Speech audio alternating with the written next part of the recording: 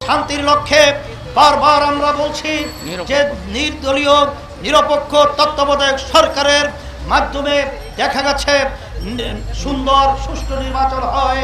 সেই হিসেবে আমরা দাবি জানাচ্ছি খুব ত্বরিত আপনারা সংলাপের মাধ্যমে এই সুন্দর পরিবেশ তৈরি করবেন।